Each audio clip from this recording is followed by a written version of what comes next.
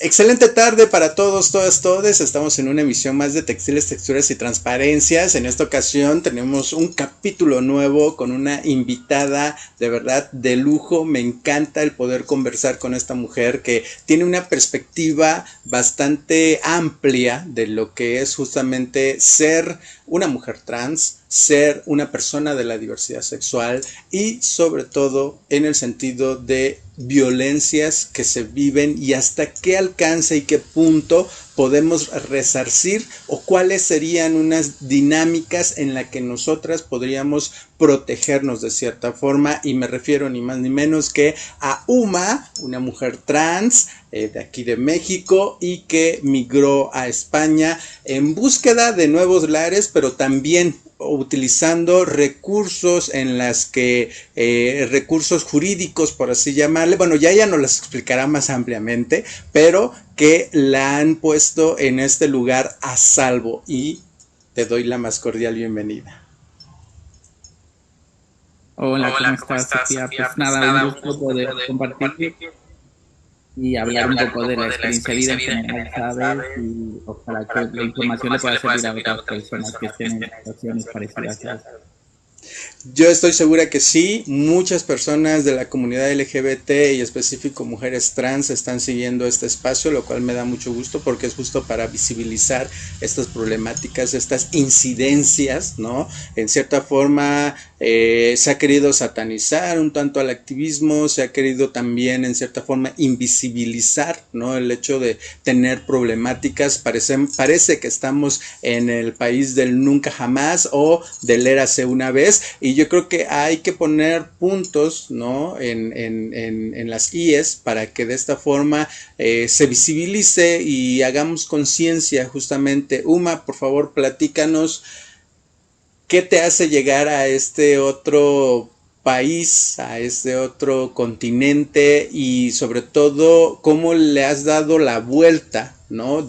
Lejos de revictimizarte, de ver esta situación como algo oscuro. Yo creo que has sacado la casta y lo he visto porque he sido testigo de ello, cómo justamente pasa toda esta situación, y pues ahora sí que lo compartas con nuestras compañeras. Mira, Mira, lo lo primero primero que, que, como todo como el todo mundo el mundo sabemos, sabemos, que en que en México se México se vive vive mucha mucha corrupción, corrupción, mucha corrupción. Entonces, con entonces el con el tema tema de de violencia, violencia, las las unidades de unidades de investigación investigación están a están a tope de tope de carpetas carpetas que que muchas muchas veces veces ellos no ellos no quieren quieren ver, que ver, no que hay no hay interés. interés. ¿Me ¿Me explico? explico? Porque Porque saben saben también los también los agresores agresores cómo cómo manipular a la manipular a la autoridad, autoridad, los los recursos que recursos hay que en hay en México, México, pues pues son, son parecieran parecían inexistentes. inexistentes. Cuando tú Cuando tú hablas de hablas de derechos derechos humanos, humanos, cuando tú cuando tú hablas de hablas de CONAPRED, CONAPRED, dices, son dices son instituciones que instituciones que están, pero están, ¿de pero qué ¿de qué funcionan? O sea, ¿cómo funcionan? ¿Como una notificación? ¿Como parte de qué? ¿Me entiendes? Entonces, ¿qué pasó conmigo? Yo tuve un problema de violencia muy fuerte durante años. Se abrieron carpetas de investigación hasta un punto que me llegan a dar una paliza. Me dan esta paliza, abiertamente la fiscal dice que para ella un video no es un elemento de prueba y que no me va a ayudar.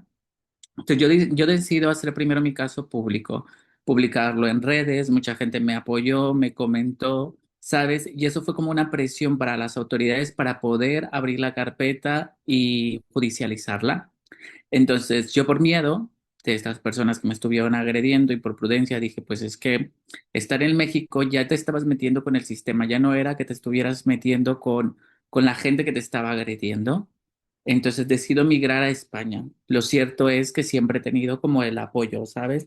Este, de mi pareja, de mi familia, ¿sabes? Que están ahí, que al final eso, porque no es fácil migrar a otro país. Yo siempre he dicho que, por ejemplo, en México conocí la homofobia, la transfobia, pero aquí conocí la xenofobia, que existe.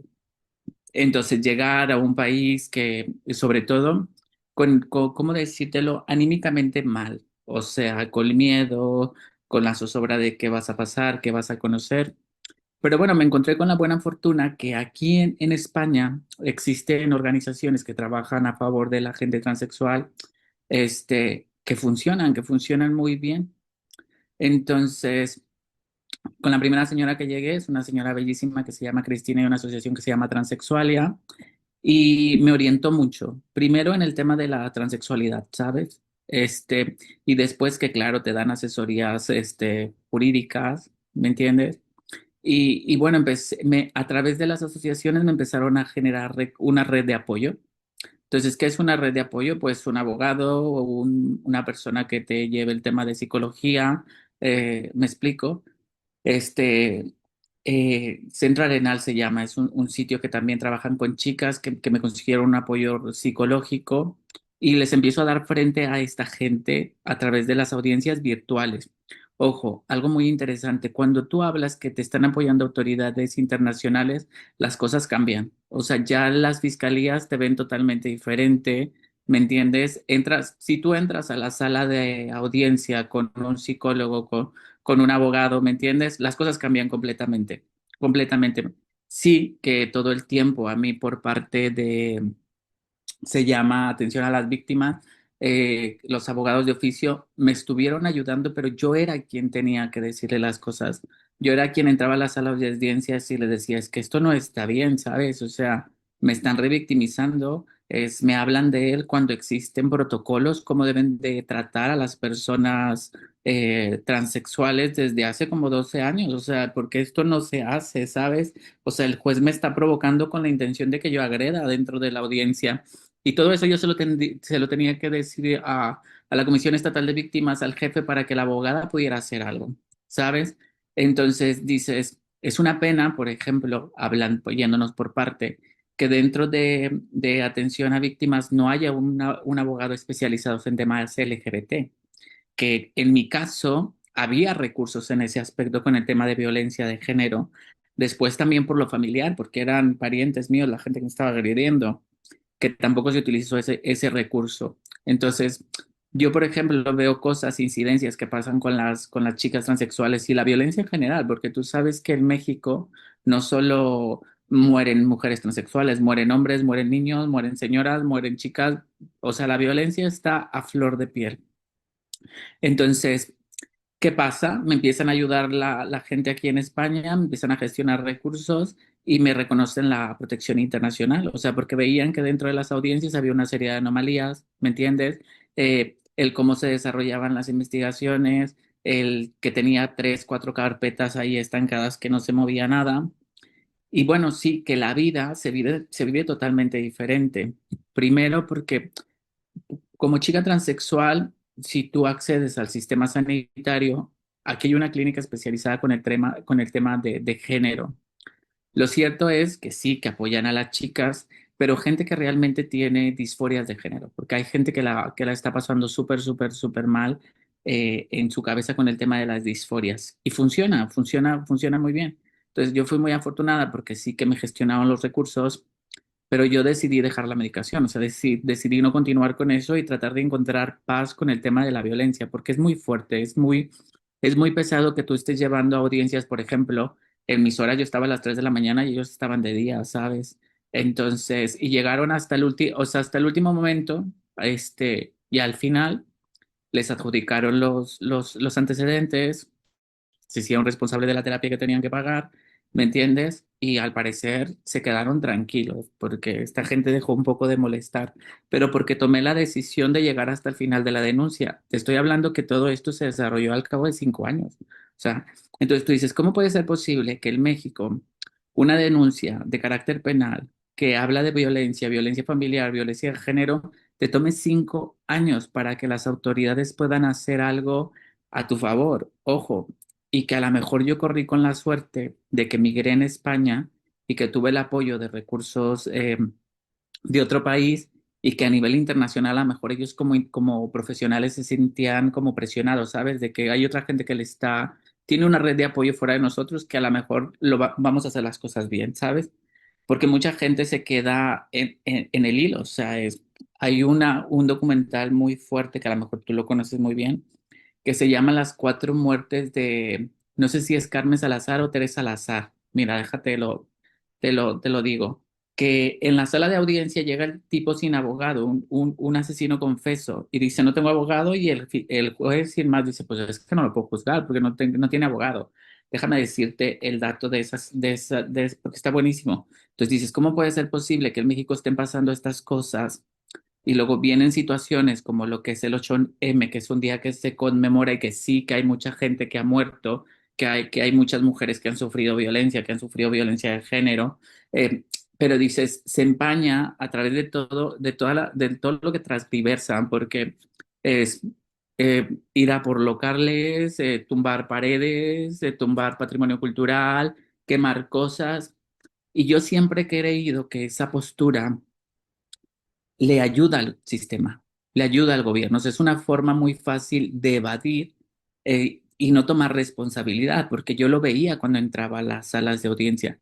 Me decían a mí el juez, pero usted es un señor, ¿verdad? ¿Su nombre de dónde es? ¿Es de hombre o es de mujer? Entonces, esa actitud por parte de un juez, tú dices, pero ¿por qué te tratan de esta manera? ¿Qué es lo que quieren en realidad? Entonces, yo lo que pensaba es, te quieren provocar, ¿sabes? Como para que tú reacciones, hables de mala manera y ellos seguir ayudando a estas personas, porque yo creo que de alguna manera ellos pagaron para que les alargaran las cosas, para que les estuvieran ayudando. O sea, había un interés genuino también de la fiscal por no querer ver las cosas. O sea, que eso es muy común. O sea, tú puedes matar a una persona en México, está tu carpeta de investigación, llegas con el fiscal que son los que se encargan de investigar y te pone la carpeta abajo y ya te ayudo de esa manera. Entonces, sí que aquí en España las cosas son muy diferentes porque aquí ¿cómo decírtelo? Aquí, o sea, aquí la autoridad sí funciona. O sea, las cosas no son como en México, ¿sabes? O sea, es que aquí la gente realmente le tiene miedo a la policía. O sea, no miedo, sino respeto. Haces las cosas de la mejor manera porque si no tienes tus multitas por responsabilidad civil, o sea, aquí las cosas no son como en México. Eh, déjame decirte bien ese dato porque es importante. Ouch, ¿qué pasó? Uma, en esta parte, en lo que checas el dato de esta serie, de esta situación, más bien de este caso, en el sentido de... Mira, aquí está, perdón. Las Sí, tres muertes de Marisela Escobedo. bien, ok, ahí está el dato, hay que checarla también si tienen la posibilidad de ver, Está ¿no? en Netflix. Es una serie muy fuerte, pero te deja muy bien en claro cómo se maneja el sistema en México de más.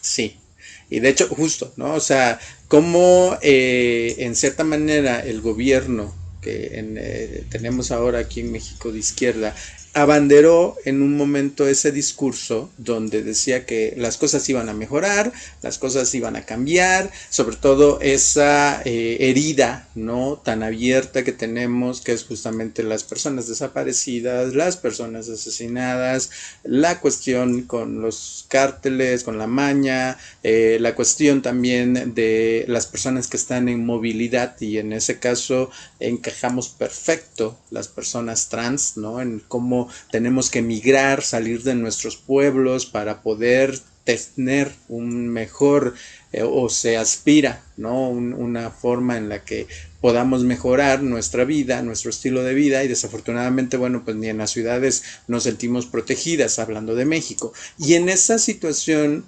cómo el sistema jurídico, el sistema judicial, el sistema que nos debería de proteger en cierta manera ante estos actos de violencia, desafortunadamente se alía, ¿no? Con muchas situaciones en las que, pues, lejos de sentirnos realmente protegidos, protegidas, más bien nos sentimos a la merced de estas personas y me voy justamente a esta parte que mencionas del 8M en el que se ha detectado justamente cómo los grupos de choque, este bloque negro, ¿no? Que son mujeres que se han dedicado durante las marchas, estas manifestaciones que en un cierto momento o al principio se manifestaron de manera organizada, ¿no? Por la sociedad civil y también por personas que hemos padecido de esta violencia, hartas de todo esto, pues llegan estos grupos de choque, crean, ¿no? Una narrativa en la que en el principio se veía que desmadrar esto, romper los vidrios, tomar los camiones, eran una forma de manifestar justamente ese hartazgo, ¿no? Hasta cierto momento, y debo confesarlo, en mi primer marcha, cuando me toca verlo real, en vivo, ¿no? Este momento, yo decía, claro, son personas que desafortunadamente o mujeres que en algún momento han sufrido de violaciones sexuales, han sufrido de golpes intrafamiliar, ¿no? Violencia intrafamiliar, que están hartas de que no ven una respuesta ante el gobierno, ¿no? Ante estas agresiones, como dices tú, las carpetas prácticamente las ponen al final para que no, las carpetas de investigación, para que no haya un procedimiento como tal o no se judicialicen los casos, y entonces esa justicia expedita pues muy difícilmente ve la luz. Ahora entendemos y sabemos, ¿no?, de muy buena fuente que es el mismo gobierno el que impulsa este bloque negro para desviar la atención y que en los medios de comunicación como en la sociedad en general se criminalice a estas mujeres o en general a la manifestación de que son violentas, de que la violencia genera más violencia, de muchas cosas que empañan totalmente ese exigir de justicia, ¿no? Y pues en ese sentido es lo que vamos charlando hasta este momento, Uma. Mira, una cosa que te quiero decir que me funcionó mucho a mí, utilizar las redes como una forma de denuncia y de señalar a las autoridades, porque yo lo que hice es que yo publiqué los videos donde me estaba esta gente golpeando y pedí pues apoyo, ¿sabes? De la gente que me conocía, que si me desaparecían, si algo pasaba, pues eran esas personas y lo señalé con nombre y todo eso sigue en las redes, por ahí está, ¿sabes? Entonces, eso yo se lo publicaba a la gente de la fiscalía todos los días, todos los días. Entonces, cuando yo llego a la cita con la fiscal, a la entrevista, la mujer estaba pero verde del coraje, ¿sabes? Entonces, eso, las redes sociales bien usadas es una buena arma, ¿me entiendes? Estar apoyando a la víctima, oye, es la unidad de investigación número tal, los nombres de las autoridades, o sea, algo que es que moralmente esta autoridad de nombre tal no está cumpliendo su función. Me explico, eso ayuda realmente. Salir a la calle y manifestar un hartazgo, pero es que para que pueda haber un cambio tiene que ser también un cambio de conciencia general.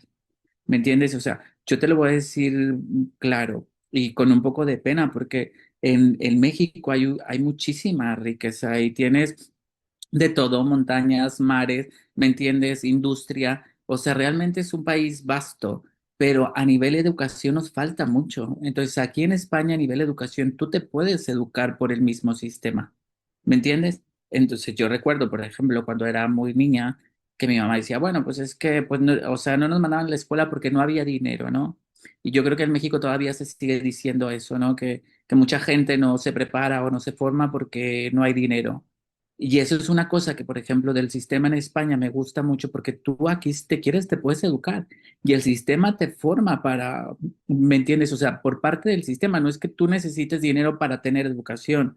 Entonces, cuando tú ves una sociedad, que yo lo he visto en muchos aspectos, ¿sabes? O sea, cuando tú ves una persona educada, con cultura, que tiene mundo, suelen ser personas pacifistas, ¿me entiendes? ¿Qué es lo que pasa en México? La doble moral que no nos deja avanzar porque... Tú ahorita hablabas que de las drogas, que de la maña, pero es que si todo el mundo sabemos perfectamente que religión, narcotráfico y gobierno son uno solo, ¿me entiendes? Pero yo creo que con ese tema ya es hora de que las drogas se saquen de la farmacia o dejar de consumir, ¿sabes? O sea, o dejar de consumir pues yo no puedo ser una consumidora porque sé que esto está generando violencia o está generando problemas, que eso yo también lo he vivido muy de cerca en el 2011 en Monterrey. Ajá, sí, cuando estaba un grupo delictivo, los Zetas, y que todo el mundo quería la plaza, y hay una especie de golpe de estado que tuvimos fuerte, quemas de casinos, gente muerta en los puentes, o sea, lo vives muy de cerca, ¿sabes? Familias enteras muriendo, y tú dices, pero ¿por qué la gente no despierta y empezamos a hablar de temas, o sea, tanto en el tema de género, tanto como en el tema del feminismo, pero plurales y que tengan que ver con una cuestión más humanista? ¿Me entiendes? Que tengan que ver con una cuestión más humanista. Yo, por ejemplo, en esta búsqueda de paz, porque te digo, es difícil cuando alguien te violenta y cuando estás con al final encontrar esa paz psicológica es complejo, ¿sabes? Yo, por ejemplo, soy monitor de yoga, me formé aquí y el gobierno me becó, hice una formación que es el ciclo más alto, es el FP3, y muy bien, entonces tú dices, esto en mi país yo no lo tengo.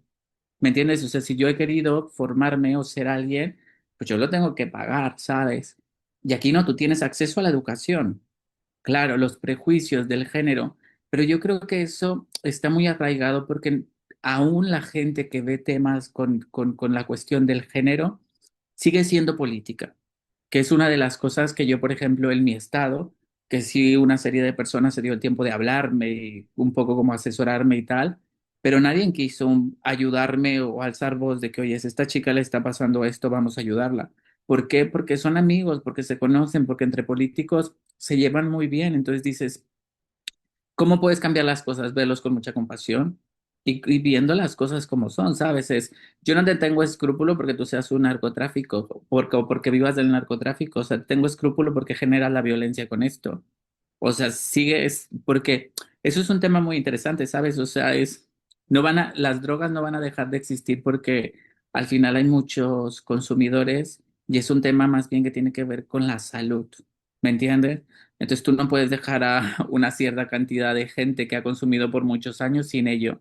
Entonces no es una cuestión de los gobiernos que quieran erradicar, pero como está esta cuestión de doble moral siempre, ¿no? El bueno y el malo, y dices, es que las cosas vamos a verlas como son y vamos a generar un sistema que sea funcional para todos, o sea, donde tú, independientemente si eres hombre, mujer, hombre, transexual, lo que quieras ser, ¿me entiendes? Tienes derecho a la educación. Eso ya es un muy buen punto. Tienes derecho a la cultura, tienes derecho a la sanidad pública, que eso, por ejemplo, en México tampoco pasa. O sea, tú tienes acceso a la sanidad pública, pero tienes que estar cotizando dentro de la seguridad social, ¿sabes?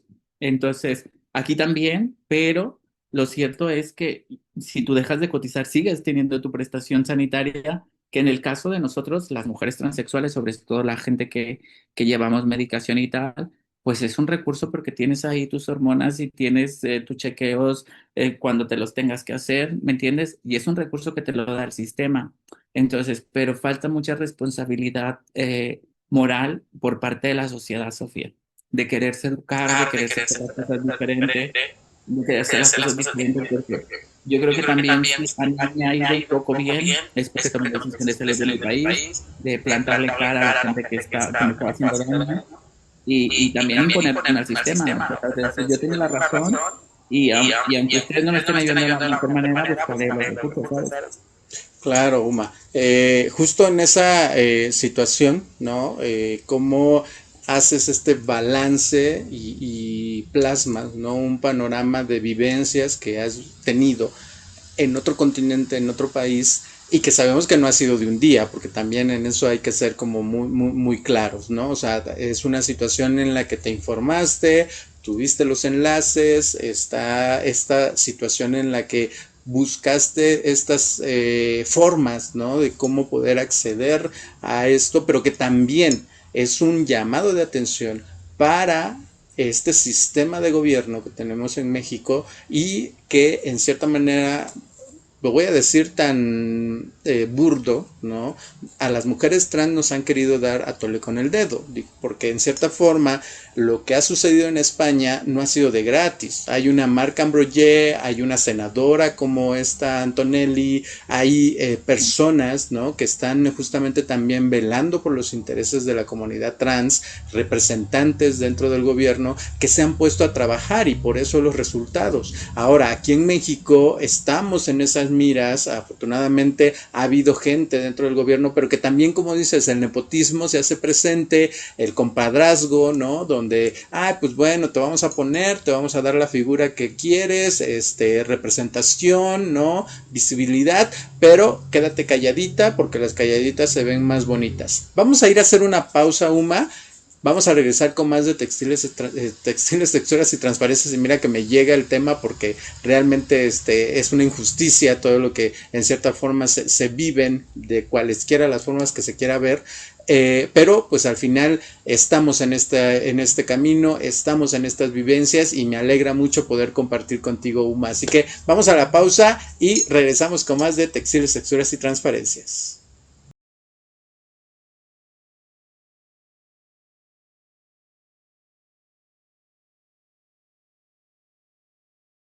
Hola amigos, ¿cómo están? Yo soy Dana Carrelas y les mando un saludo a toda la comunidad LGBT+ de Oaxaca. Muchos besos, mucho mezcal.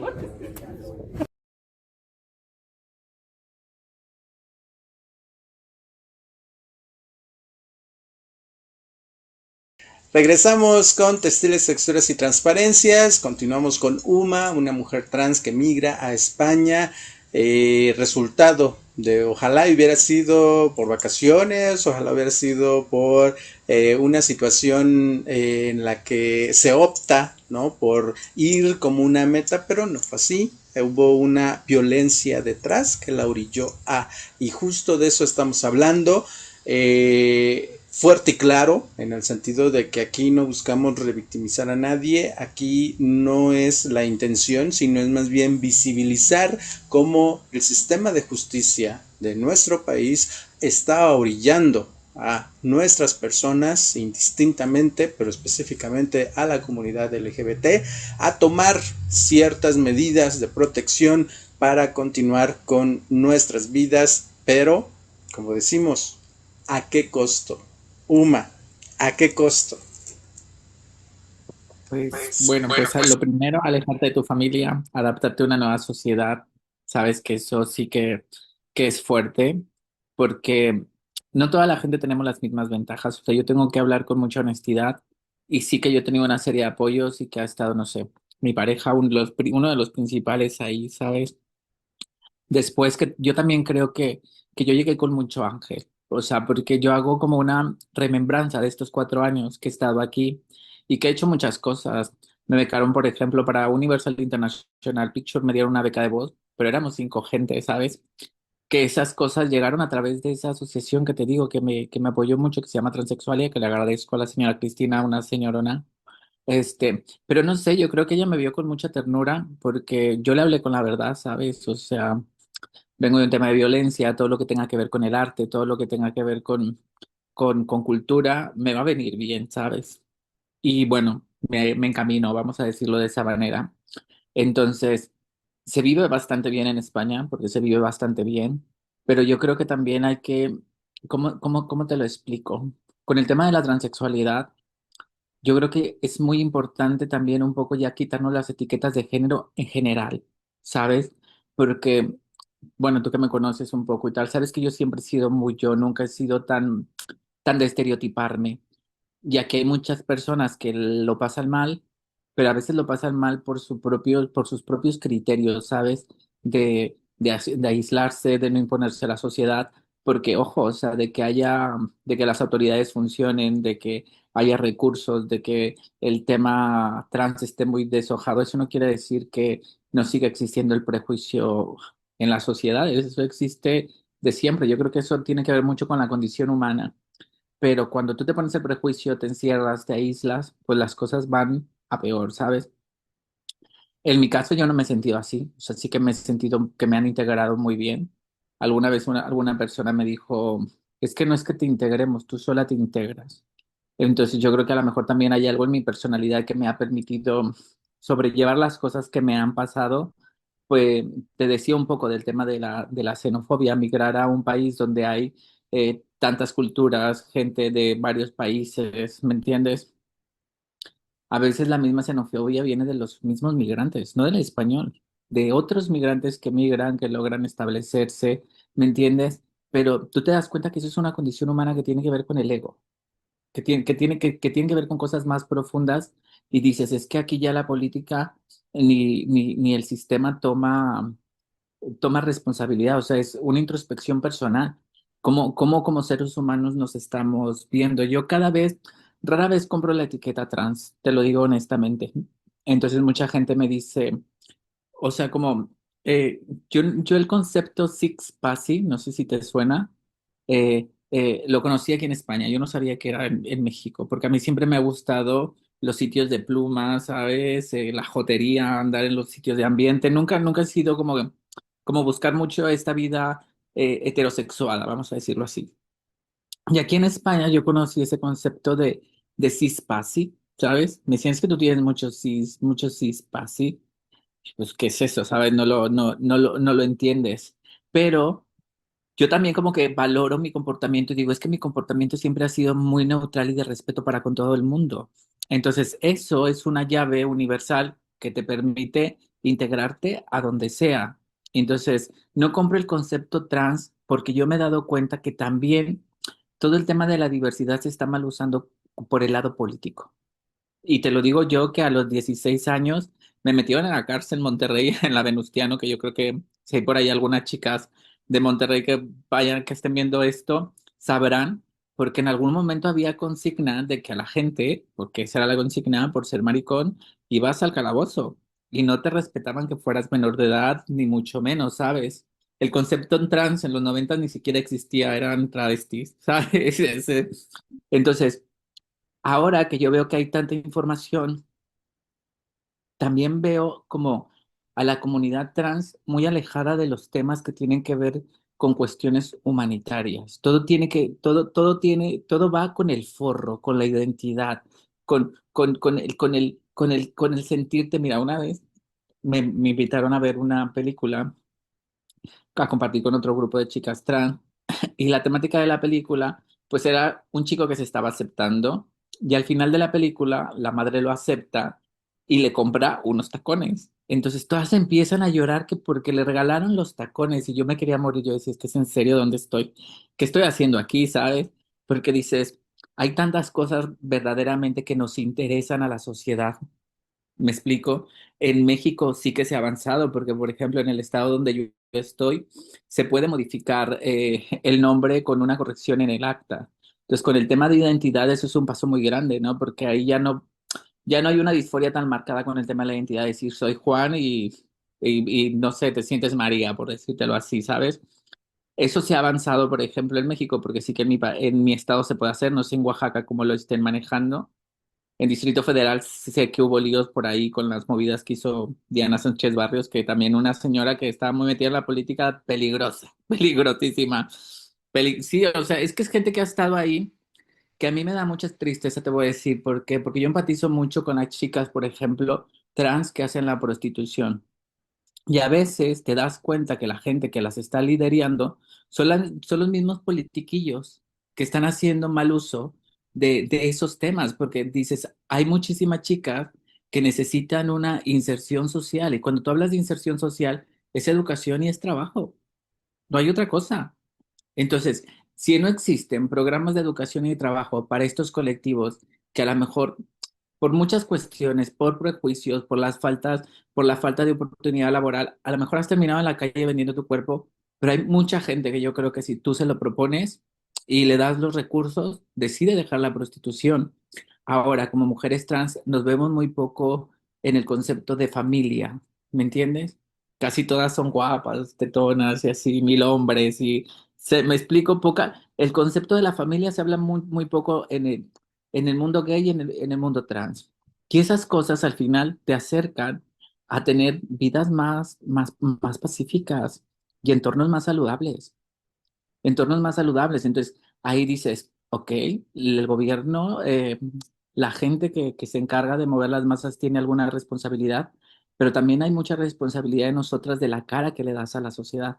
¿Me entiendes? El comportamiento que tienes con la sociedad, lo que quieres que la sociedad vea de ti.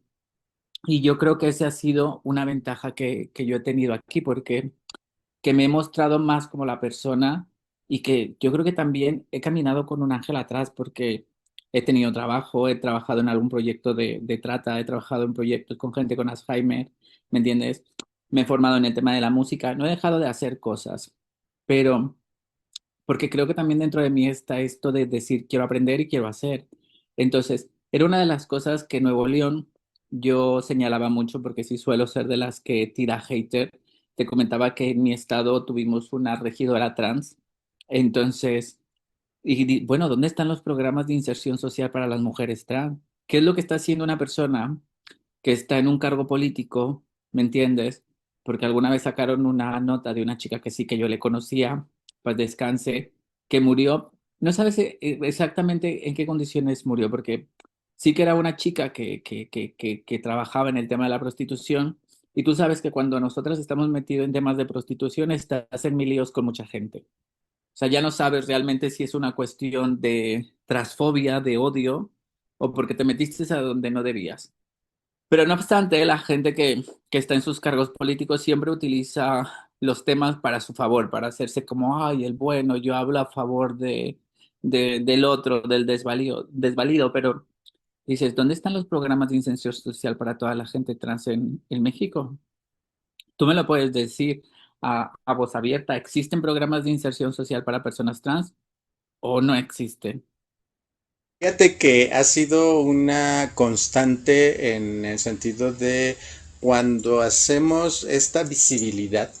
Ahorita que mencionabas, por ejemplo, en Oaxaca desde el año 2019 ya podemos tener este acceso a poder tener, ¿no? Nuestro cambio de identidad o nuestra rectificación en el acta de nacimiento, porque más bien es eso, es una rectificación, pero falta esta parte donde los oficiales del registro civil, el mismo organismo del registro civil, tenga esa empatía con las personas de la comunidad LGBT. Ha habido una situación de una narrativa que ha llevado la comunidad Mushe, que es muy válida, digo, al final es una entidad cultural, pero en la que ha apañado esta parte de que las personas trans no necesitamos esta rectificación en nuestra acta de nacimiento cuando Oaxaca no solamente es el Istmo de Tehuantepec, Oaxaca son otras 7 regiones más que estamos, entre las que menciono la costa, que es de donde yo provengo, y en donde la vivencia Mushe, no está presente. Entonces, sí falta como esas dinámicas en las que el registro civil tenga esta facilidad, ¿no? De poder otorgar esa potestad a una persona que, y te lo digo así en resumidas cuentas, es letra muerta, ¿no? El poder acceder a nuestros cambios de identidad o nuestra rectificación del acta de nacimiento, porque aún hay una resistencia, ¿no? En esta doble moral también que ya hemos mencionado.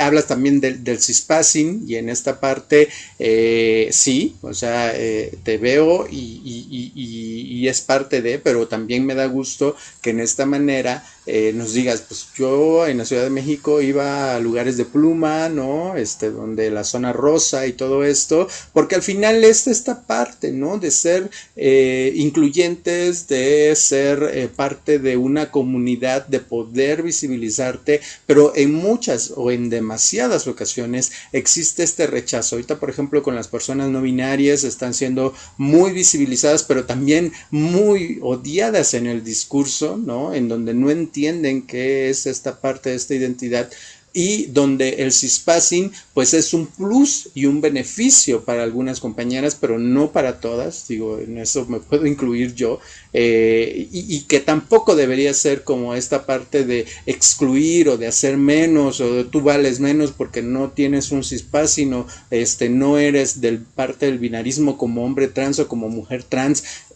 Definitivamente yo creo que esos clichés que también me hacía ruido lo que mencionabas de esta película donde todas llorábamos porque veíamos a esta madre que le regaló sus tacones a su hijo, bueno, parte de la superficialidad y de este cliché que se ha querido marcar donde pareciera que todo hombre gay quiere vestirse de mujer o ser travesti, ¿no? Cuando sabemos que en este sentido la identidad de género es mucho más profunda, es mucho más sentido, ¿no? En el sentido de decir, pues yo no es que me sienta, no es que en un momento desperté y dije ya me voy a poner una falda y una blusa, sino es mucho más allá. Pero bueno, al final pues vamos en este camino, como bien lo dices también, en México es muy difícil, te digo, las acciones afirmativas han servido para 2 cosas, ¿no? Que ha sido solamente visibilizar algunas figuras ególatras, ¿no? Dentro de la comunidad LGBT,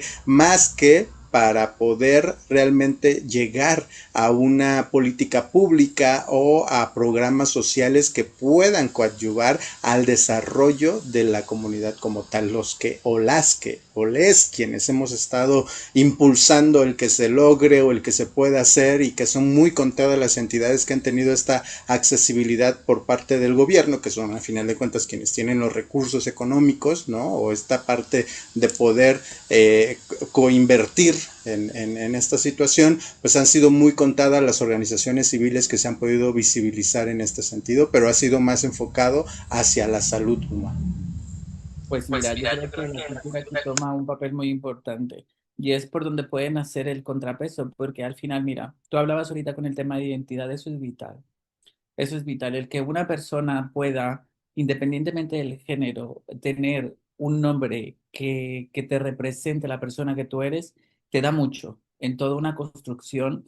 Olvídate de género, como persona, ¿sabes? ¿Por qué me tengo que llamar Pedro? Porque mi abuelo se llama Pedro.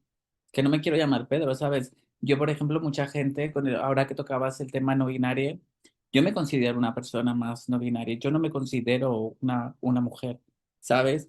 Entonces, cuando yo llego con esa gente de transexualidad y hablo con la señora Cristina, le digo, mira, vengo mal psicológicamente, entonces todo lo que tenga que ver con el arte, con la cultura, que me puedas apoyar, pues bien recibido, porque eso me va a hacer que un poco mi mente se vaya a otro punto. Entonces, me invitaron a una exposición que puedes buscar este chico en la red, que es muy bueno, que se llama Pachi Santiago, que se llama Copy Claudia, su obra.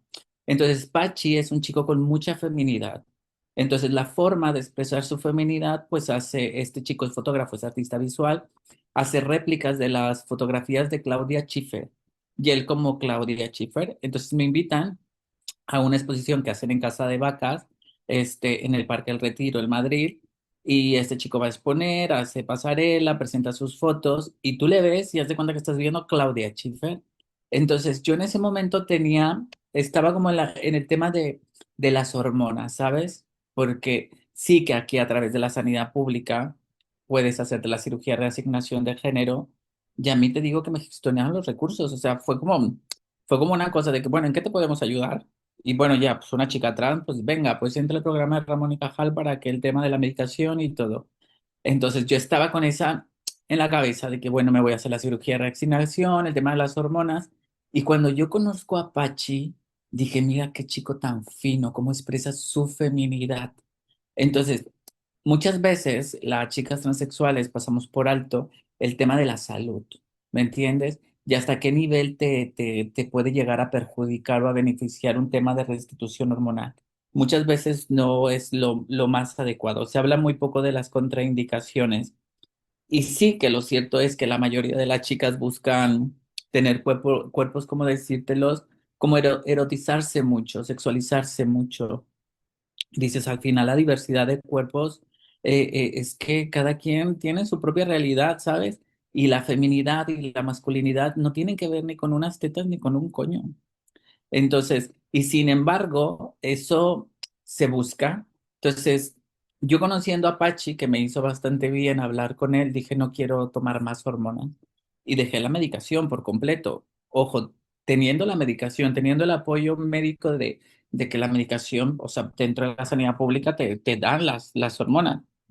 Entonces dije, no, lo quiero dejar, porque me hizo bastante bien ver la obra de este chico y decir, mira, o sea, cómo él puede canalizar esa parte de su feminidad a través del arte, ¿me entiendes? O sea, no propiamente el estereotipándose de decir, quiero ser una mujer.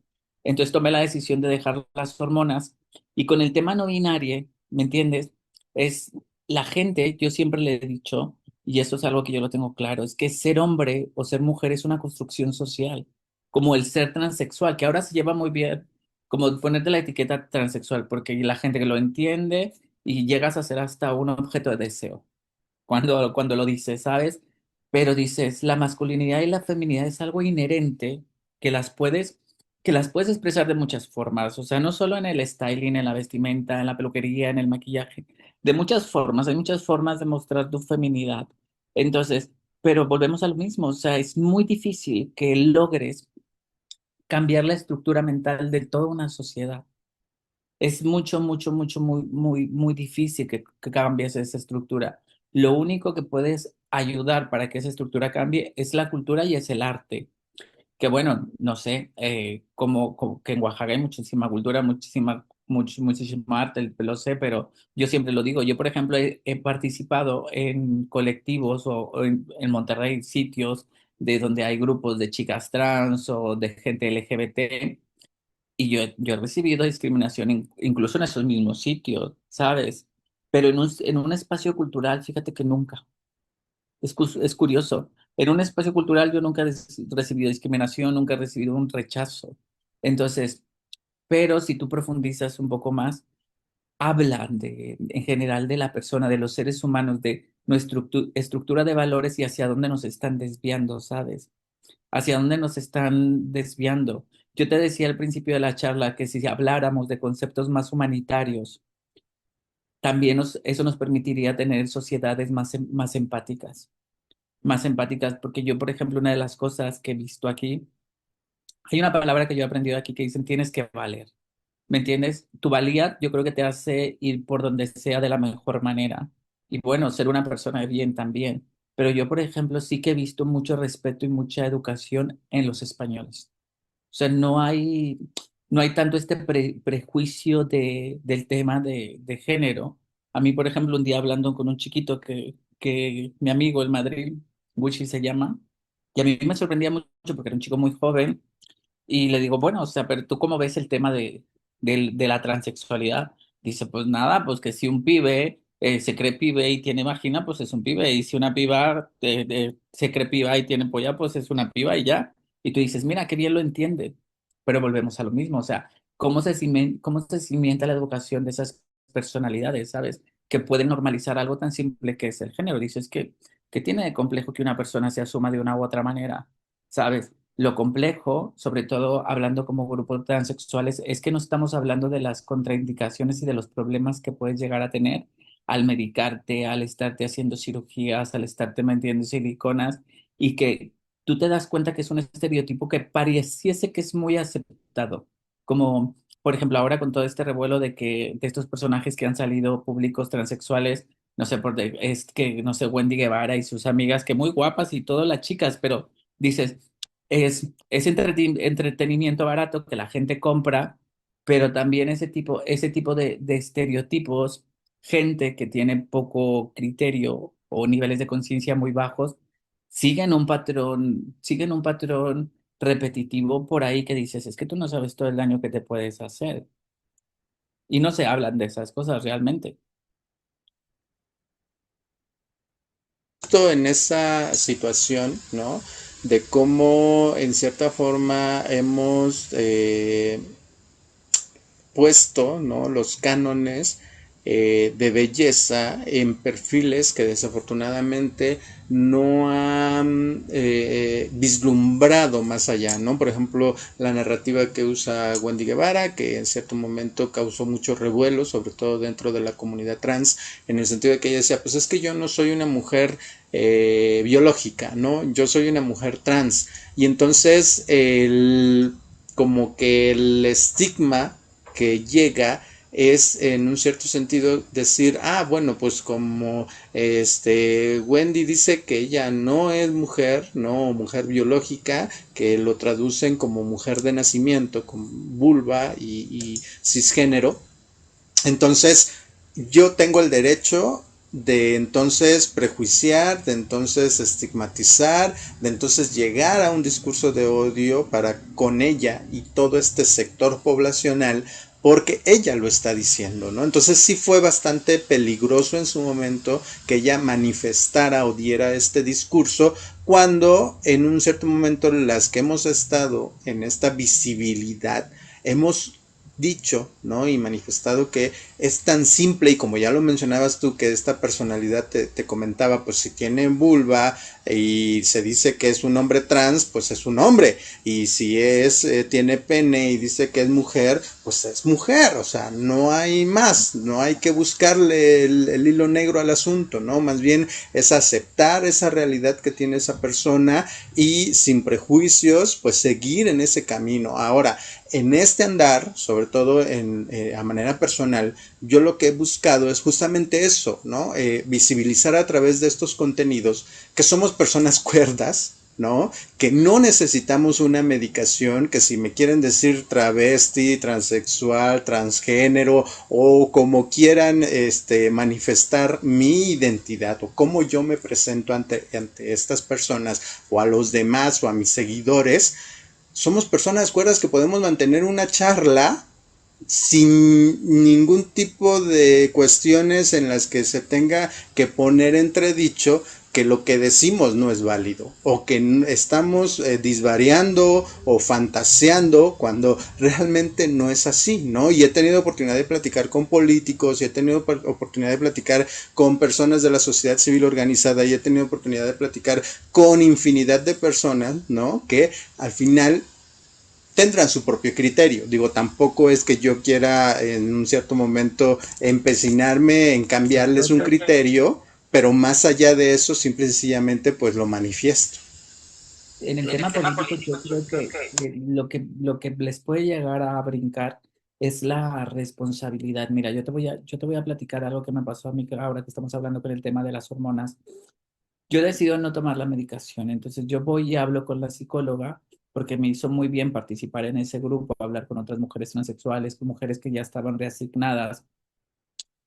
Y yo regreso con la psicóloga y le digo que yo no quiero hacer la cirugía, que no me quiero operar, que ya no quiero más hormonas, que tal, ¿no? Que no me interesaba.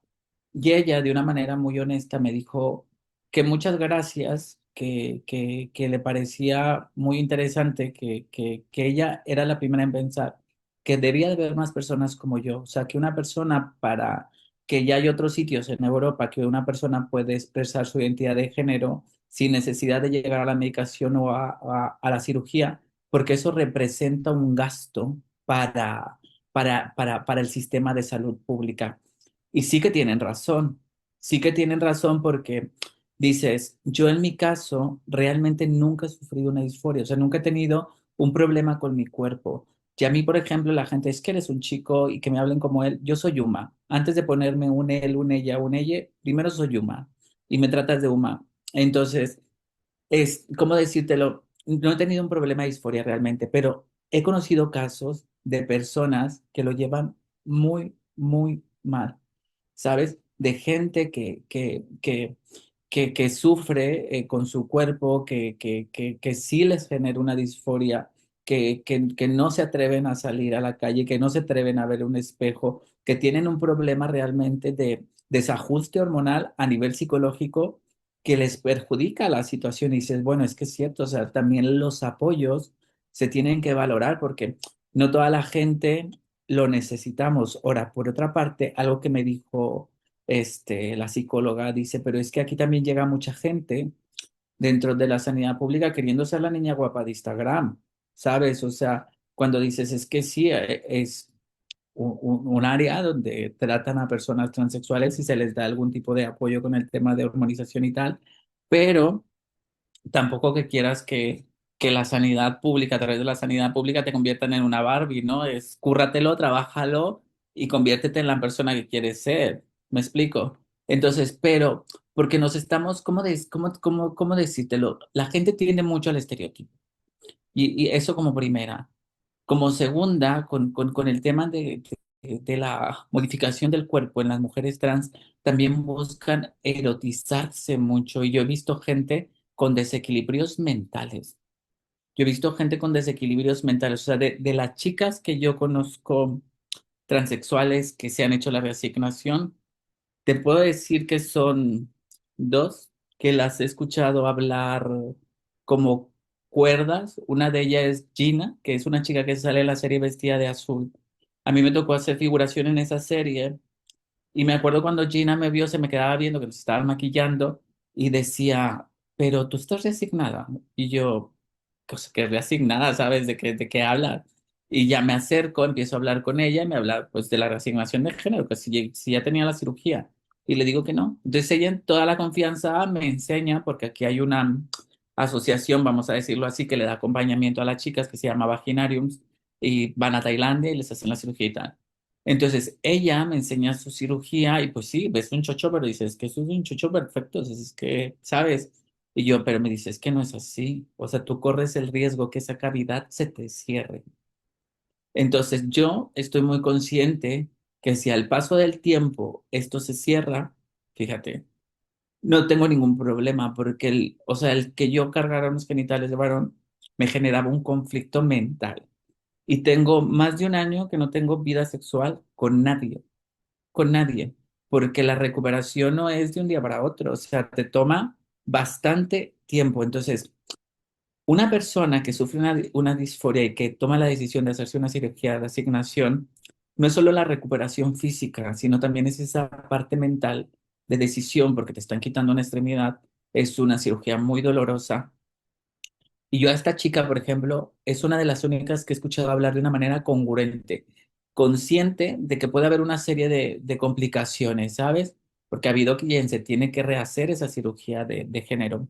Una situación negativa con una chica peruana, porque yo las estudiaba un poco, como era un paso que yo quería hacer, un poco las estudiaba y hablaba con ella. Una vez saliendo de fiesta, ¿me entiendes? Eh, pues estaba un chico, ella se lo estaba intentando ligar, el chico termina ligando conmigo y ella entra como en una crisis, ¿sabes? Como enojada. Pero que por qué el chico me estaba ligando a mí si yo era un maricón y ella era una mujer.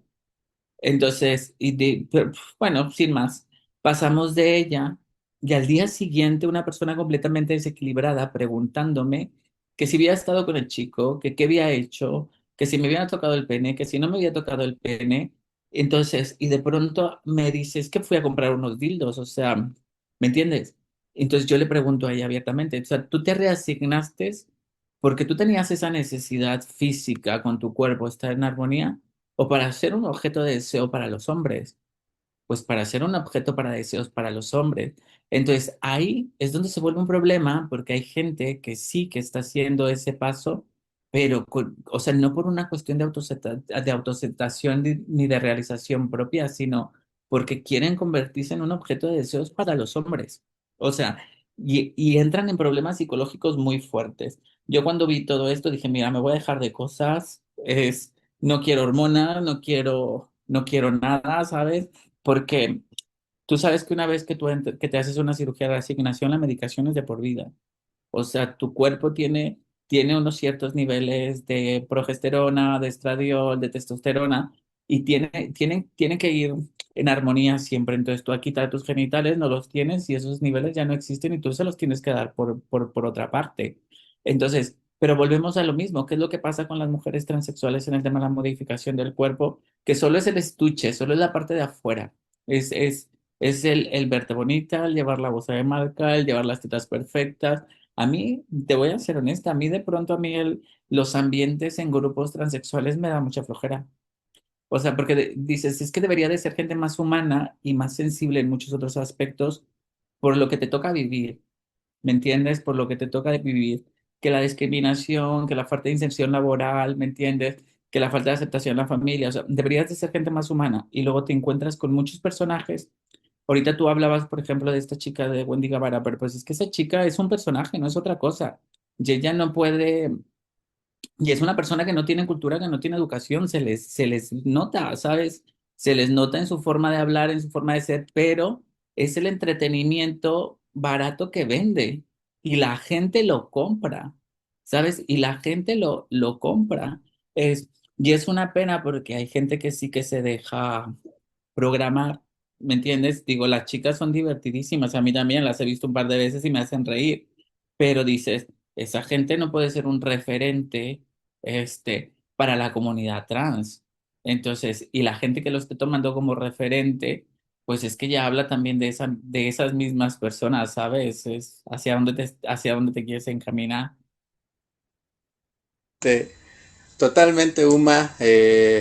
Híjole, es un tema muy amplio.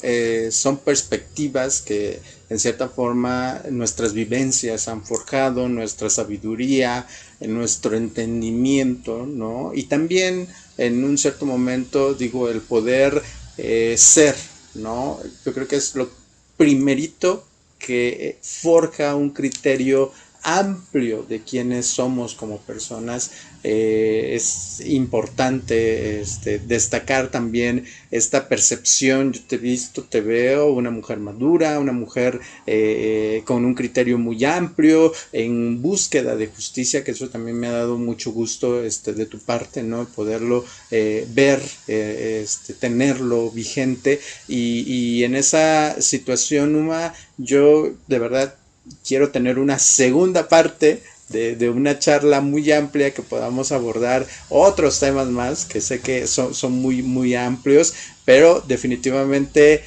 ahora ha sido un placer enorme el poderte tener en Textiles, Texturas y Transparencias. Muchas gracias. Sabemos que en cierta manera esta diferencia de horarios de pronto complican la situación, pero yo lo que quiero es que nos compartas un último mensaje justo para cerrar esta charla, por favor, Uma. Pues mira, lo único que te puedo decir para cerrarles la charla es que nos busquemos más como seres humanos, como personas, porque ahí está el verdadero empoderamiento, ¿sabes?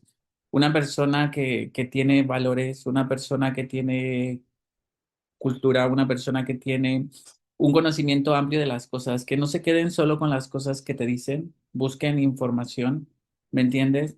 Porque de verdad que con poquito que vayas encajando en otros entornos, digo, yo la verdad que tengo muchas ganas de regresar a México y regresar a Oaxaca, Zipolite, que es un sitio que también me sentí muy protegida, muy arropada en Zipolite, pero que vayamos buscando más esas partes humanas, ¿sabes? Y cuando hablo de valores universales, respeto, empatía, lealtad, pacifismo, me explico, es el tener solidaridad con otra persona, me explico, el ser una persona pacifista y no seguir ni consumiendo violencia ni dando violencia, ¿me entiendes? El que la gente también aprenda a utilizar las redes sociales, los medios de comunicación como una forma de protesta pacifista, ¿me entiendes? Entonces ahí es que vas a hacer que un poco las autoridades despierten. Las autoridades no es llevándole las contra, ¿me entiendes? Aquí los españoles, dicen una palabra que me gusta mucho, que dicen que las cosas como son. Entonces, cara a los temas legales, por ejemplo, ahora que hablabas un poco que a ustedes les han querido echar un poco atrás esta pues que debe de ser una norma el que se pueda modificar el acta, ¿sabes? Es si las cosas, si la ley te protege desde la paz, mira, desde la tranquilidad y lo bien entendido de las personas que somos, planteárselo, porque lo tienen que ser, o sea, las cosas tienen que ser como son, ¿sabes? Porque al final, digo, la sociedad, tenemos que irnos encaminando a una sociedad pacifista, feminista y ecologista para estar mejor. Eso es la realidad. Que bueno, que no hablamos mucho de feminismo, pero ya habrá tiempo de hablar largo y tendido del tema. Totalmente de acuerdo. Muchísimas gracias, Uma, por compartir este espacio con nosotras. Por supuesto, pues viene el día 31 de marzo, que es el Día de la Visibilidad Trans, y por supuesto, un abrazo fraterno, un abrazo con mucho cariño para ti hasta allá, y que, pues justo, ¿no? En esta situación nos encontremos siempre con mucha paz, con mucho amor y con mucha fraternidad. Muchísimas gracias, Uma, y hasta pronto. Gracias. Chao.